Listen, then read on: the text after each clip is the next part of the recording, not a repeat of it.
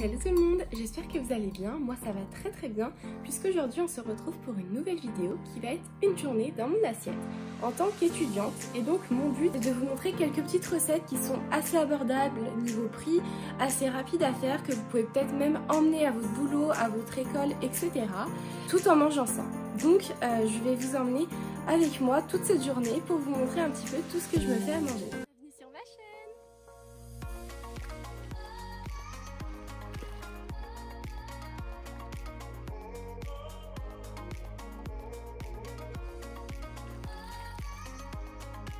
Bon, du coup là on est le matin, il est à peu près 9 h, c'est pour ça que ma tête est comme ça. Voilà, je viens de me lever et donc on va passer directement au petit déjeuner. Donc vous allez voir, c'est un petit déjeuner sain qui peut s'adapter à peu près à tous les goûts et surtout qui est très rapide à faire le matin quand on n'a pas trop le temps, etc. Donc c'est parti. Alors pour mon petit déjeuner, j'ai choisi de manger du fromage blanc avec des flocons d'avoine, car ça va me permettre d'avoir un apport laitier et aussi beaucoup de consistance, puisque les flocons d'avoine, si vous ne le saviez pas,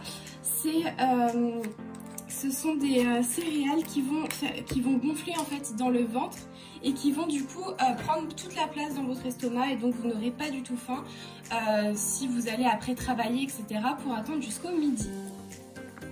Donc moi, mon fromage blanc, c'est un de chez Danone, il me semble. Vous pouvez en mettre un ou deux, là j'en mets qu'un parce que je n'ai pas trop faim, mais vraiment ça dépend de ce que vous dit votre corps et si vous savez si vous allez manger tôt ou pas le midi. Donc ensuite je rajoute mes flocons d'avoine. Alors on peut faire un mélange si on le souhaite avec du muesli ou mettre que du muesli d'ailleurs. Moi aujourd'hui j'ai envie d'avoir que des petits flocons d'avoine, mais vraiment encore une fois ça dépend de vos envies, écoutez votre corps avant tout. Pareil pour la quantité, ça dépend de ce que vous aimez tout simplement.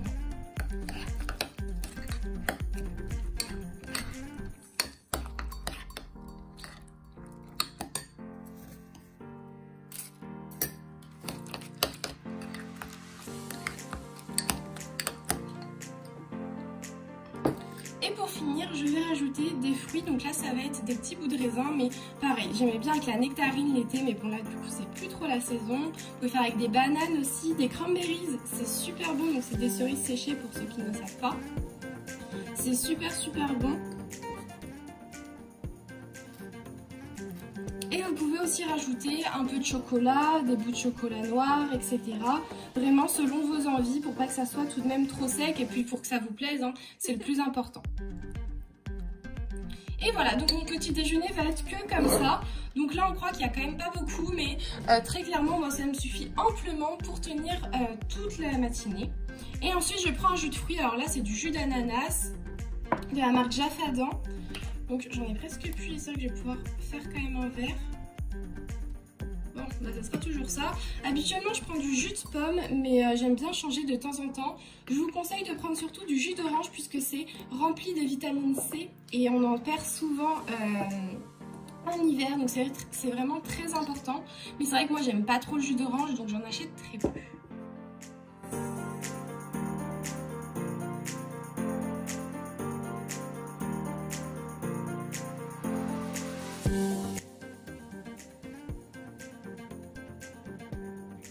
Alors là du coup on est le midi, à peu près midi 30, 13 h, un truc comme ça. Donc j'ai fait du sport ce matin, donc j'ai super faim. Du coup ce midi je vais me faire des bagels. Donc ça vraiment c'est un super repas parce que vous allez voir ça prend pas si longtemps que ça à faire. Et surtout vous pouvez carrément l'emmener à votre boulot, etc. Où vous allez en tout cas le midi. Si vous n'avez pas le temps de rentrer chez vous, vous préparez ça la veille, vous mettez au frigo avec du film sulfurisé. Et puis hop, vous le prenez le lendemain matin et c'est parfait. Donc voilà, donc là je vais le préparer en même temps que vous, donc c'est parti. Bon alors pour commencer il faut des bagels. Alors moi j'ai trouvé que c'est de la marque La Fournée Dorée, ce qui fait que c'est des brioches en fait bagels.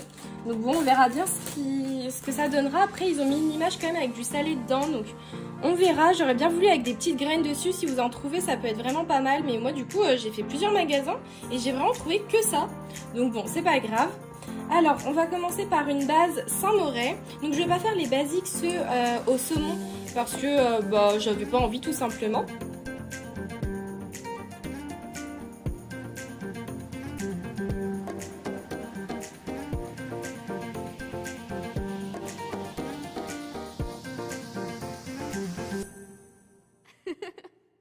Bon, une fois que j'ai beurré mes deux, enfin j'ai pas beurré, j'ai tartiné mes deux bagels, enfin les deux côtés de mon bagel, je vais mettre du jambon de Bayonne. Donc j'ai pris le Aoste, hein, le basique tout simplement.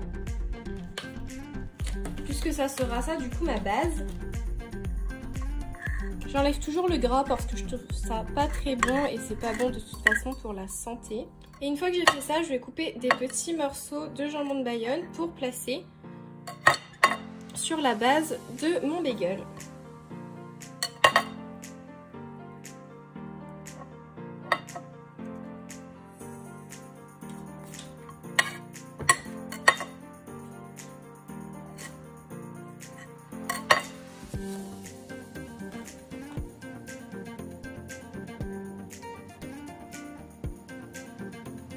Alors ensuite, une fois que j'ai coupé mon concombre, je viens le placer tout sur le... Franchement, on sent pas du tout, ou presque pas que ça c'est de la brioche. Si vous trouvez que ça, clairement, vous pouvez tout à fait le prendre, c'est pas du tout dérangeant.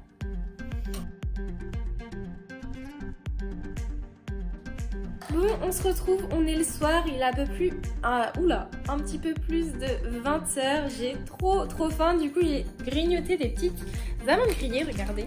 J'aime trop ça, vraiment, si vous avez un peu faim dans la journée mais que vous n'avez pas envie de manger plein de gâteaux ou plein de sucre, mangez des amandes grillées, vraiment ça vous remplit le ventre et moi je kiffe ça, clairement, donc j'ai grignoté ça.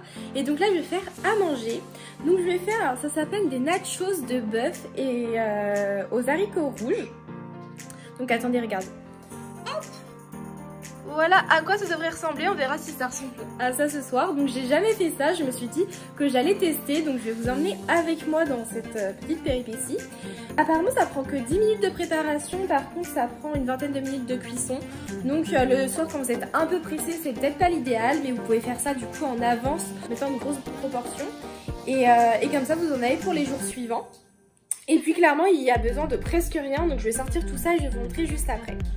Bon alors du coup j'ai sorti tout ce qu'il fallait, donc je vais vous montrer tout ça. Alors il faut du... Alors ils avaient mis cheddar râpé, mais j'ai acheté du fromage râpé vu que j'avais... vu que je préfère ça et que je pourrais m'en servir. Une boîte d'haricots rouges, des tortillas chips, donc j'ai pris les natures.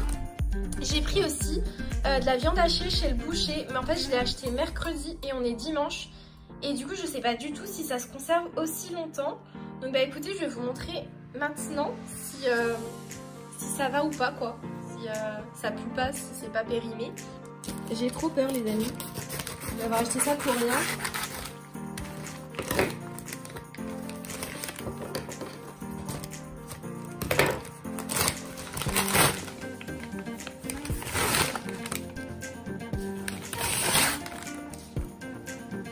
Bah ça sent, mais après je sais pas si c'est pas bon.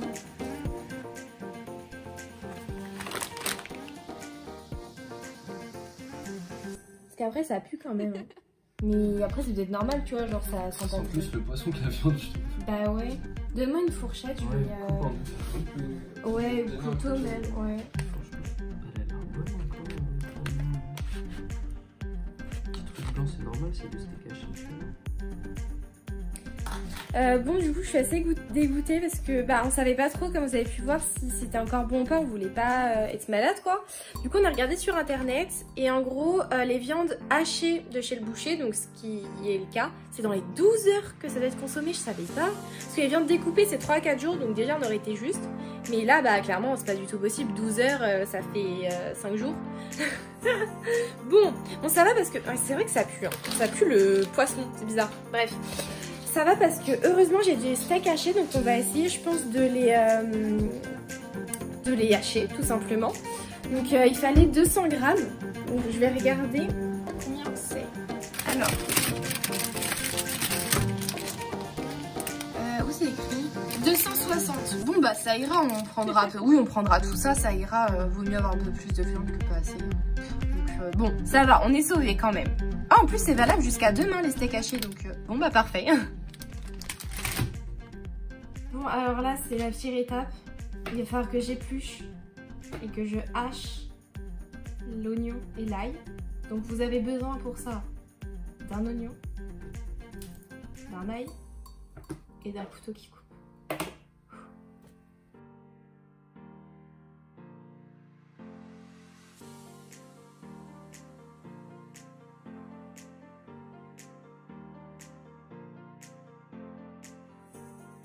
C'est quoi la méthode pour couper ça?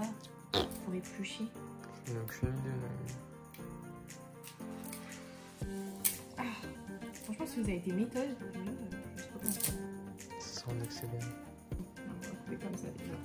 Oh! Non mais vas-y, t'abuses toi.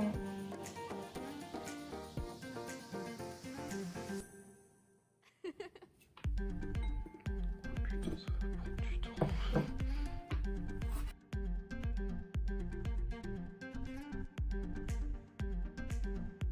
C'est parti pour l'ail maintenant. Et ça, par contre, j'ai jamais fait l'ail encore. Une grande première pour moi. Aïe. Ah ah ah ah ah ah. Mais oui, il nous parlait de gousse d'ail. Je devais en mettre combien? Une gousse d'ail. Une.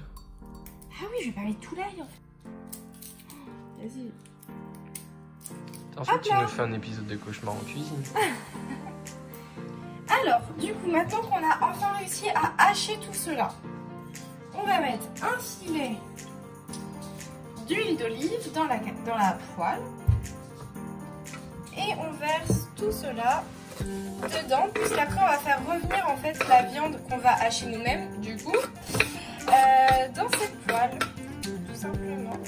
Bon, du coup, cette étape que normalement vous n'aurez pas à faire, puisque vous aurez acheté de la viande hachée juste avant. Voilà, faites pas la même erreur.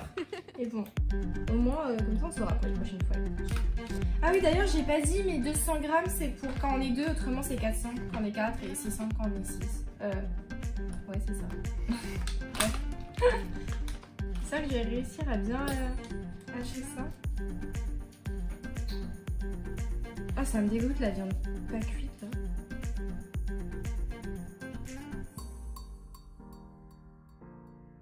Et si vous entendez un peu de bruit, c'est le four du coup parce que je l'ai mis à préchauffer.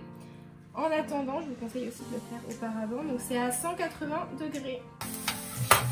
Bon, du coup, maintenant qu'on a fait un peu revenir l'ail et les oignons, donc vous laissez 5 minutes quoi à peu près. On va du coup verser la viande qu'on a essayé d'un peu hacher, mais vu qu'elle n'est pas cuite, c'est assez galère, ça fait quand même de la pâte. Donc je pense qu'on va essayer après quand elle sera un peu plus cuite.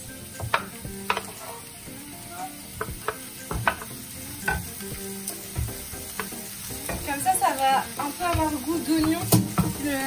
La viande, et franchement, c'est super bon. Et testez si vous l'avez jamais fait.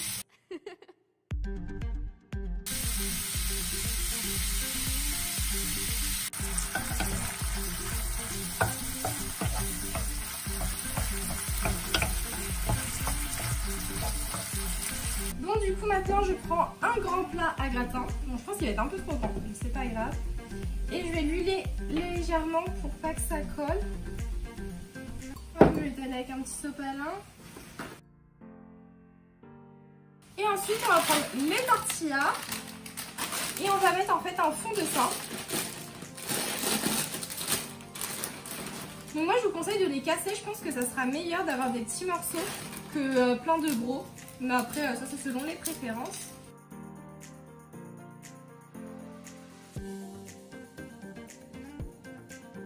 Donc franchement la quantité, je sais pas, ça dépend aussi encore une fois des préférences, mais déjà qu'on voit plus le plat en dessous, tu vois, une petite épaisseur comme ça je pense que c'est bien. Donc voilà, et donc après je vais ajouter la viande par dessus, donc j'arrive. Donc là je vais étaler la viande, donc je vais essayer de la mettre assez, la répartir équitablement. Ouais, mon plat est un peu trop grand, donc il n'y en a pas partout. Mais bon. C'est pas grave, je pense à peu près. Hein. Essayer de mettre le plus possible en tout cas. Alors, mes haricots rouges, je vais les verser pour pas garder la sauce.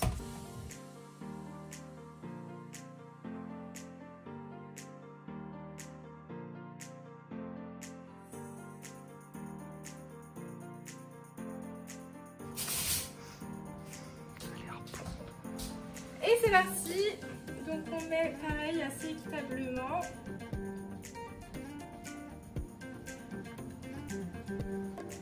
Et après, du cheddar, mais avant je vais épicer un peu tout ça parce que je trouve que c'est pas assez épicé. Enfin d'ailleurs il n'y a pas du tout d'épices. Donc je reviens. Bon du coup ce sera que du poivre parce que le sel, je pense que ça va être déjà très salé avec les tortillas. Donc on va mettre juste du poivre pour que ça pique un petit peu. Mais si vous avez des piments, des trucs comme ça, je pense que ça sera mieux. Mais là j'en ai pas. Donc bah tant pis. Et donc on va finir par le fromage râpé. Donc eux ils en mettent 125 il me semble. Ils disent, donc on va voir combien on en met. Hein.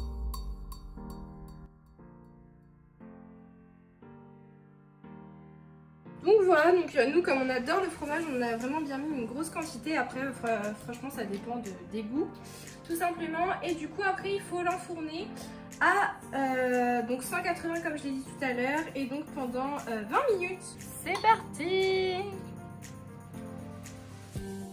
Ah ça sent trop bon. Allez vas-y.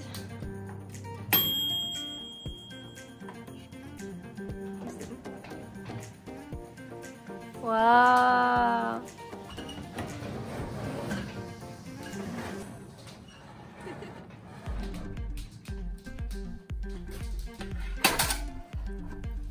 Ah là là, ça donne trop envie avec le fromage fondu là. Bon, c'est pas très présentable, mais je pense que ça va être super bon. On va voir la dégustation en direct.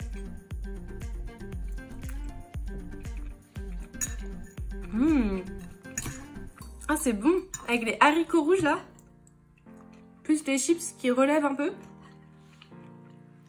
Franchement j'adore moi, c'est trop bon. C'est hyper simple mais c'est hyper bon. Et voici le dessert, donc une petite compote à la pomme bio. Oula. Parce que là clairement je n'ai plus faim, mais plus du tout. Donc juste ça va bien me caler un petit truc sucré. En tout cas, tout ce que je peux vous dire, c'est que c'est super bon. Donc je vous conseille fortement la recette, vraiment. Par contre, moi ce que j'ai juste trouvé, c'est que du coup il n'y avait pas assez de viande. Mais du coup bah, c'est parce qu'on a dû jeter l'autre. Donc voilà, mais vraiment mettez 400 grammes pour avoir assez de viande. Après vu que c'est pour un soir, en soi s'il n'y a pas trop de viande, c'est pas gênant non plus. En tout cas c'est trop bon. Et pareil, si vous avez des petites épices pour relever encore le tout. Mais franchement là déjà rien qu'avec le poivre ça a relevé un petit peu tout ça. Donc voilà. Bon et bien je vais finaliser cette vidéo maintenant puisque bah c'est bon, j'ai fini de manger pour aujourd'hui. Au pire je prendrai un petit carré de chocolat si jamais. Mais c'est tout, j'espère que cette vidéo vous aura plu. Je viens de me rendre compte d'ailleurs que j'ai fait que des recettes salées alors que je kiffe le sucré. Donc si vous voulez que je vous refasse d'autres vidéos dans ce style, donc soit une journée dans mon assiette ou sur un thème précis, je sais pas, des recettes qu'on peut emmener au travail ou des petits déjeuners, enfin bref, des trucs comme ça, dites-moi en tout cas en commentaire. Et pareil, si vous avez testé l'une de nos recettes, dites-le moi et puis on se retrouve du coup dimanche prochain pour une nouvelle vidéo.